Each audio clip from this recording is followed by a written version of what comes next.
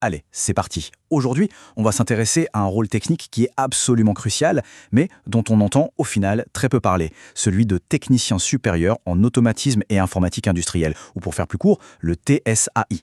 Et pourtant, c'est un de ces métiers qui, vraiment en coulisses, est en train de construire notre futur industriel. On entend parler partout d'industrie 4.0, d'usines intelligentes, mais la question c'est, qui sont les vrais architectes de cette révolution? Eh bien, c'est précisément ce rôle qu'on va explorer, celui qui fait le pont entre les machines, les logiciels et les humains. Et pour faire cette analyse, on ne sort rien de notre chapeau. On se base sur la source la plus officielle qui soit, le référentiel du ministère du Travail, qui a été mis à jour en février 2024. C'est ce document qui définit noir sur blanc les compétences et les missions de ce métier aujourd'hui. Et ce qui est intéressant, c'est que le document officiel, il met le doigt tout de suite sur un paradoxe assez fascinant. Ce métier est ce qu'on appelle en forte tension, c'est-à-dire que les entreprises ont un mal fou à recruter. Du coup, ça fait de ces techniciens des profils qui valent de l'or sur le marché du travail. Alors voilà comment on va avancer. D'abord, on va regarder comment ce rôle a évolué. Ensuite, on va plonger au cœur de ces 3 missions principales. Et puis, à la fin, on essaiera de dresser le portrait robot du technicien de demain. Ok, première partie. Il faut bien comprendre que ce métier, il n'est pas du tout figé. Il a énormément évolué justement pour coller à cette révolution de l'industrie 4.0 et cette transformation, elle nous dit beaucoup de choses. Et là, quand on compare l'ancien et le nouveau, la différence est flagrante. Le rôle a complètement absorbé 2 nouvelles dimensions et pas des moindres. Les systèmes robotisés et les réseaux industriels.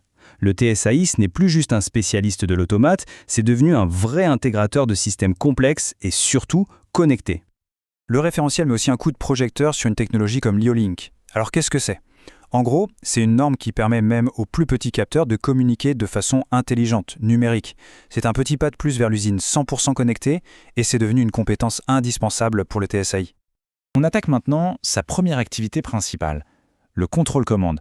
Pour faire simple, c'est un peu le cerveau du système automatisé. C'est vraiment là qu'on programme toute la logique, toute l'intelligence de la machine. Et ce processus, il se déroule en 4 grandes étapes. Ça part de la conception, l'architecture, le plan. Ensuite, on passe à la réalisation, on met les mains dans le code. Après, on configure toute la partie communication.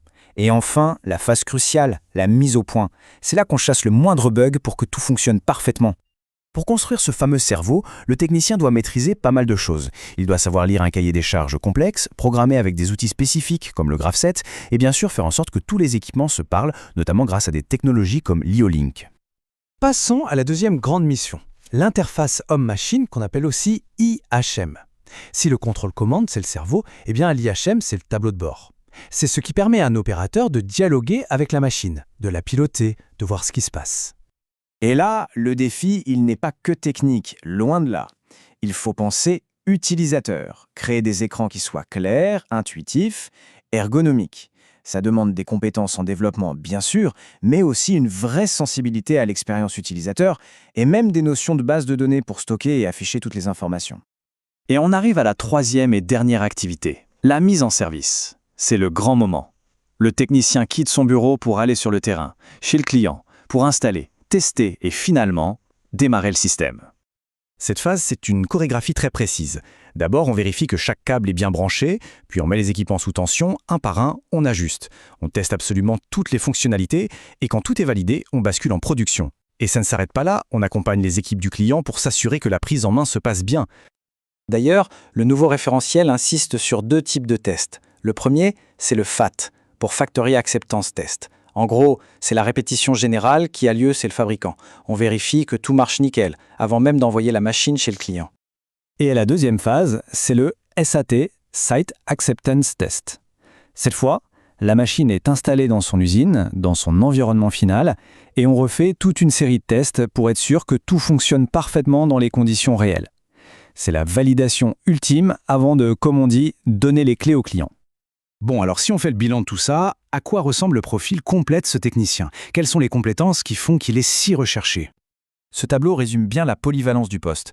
Le TSAI, il est à la fois analyste, développeur, spécialiste réseau et technicien de terrain. C'est vraiment ce mélange de casquettes qui fait toute sa valeur. Mais la technique, ça ne fait pas tout.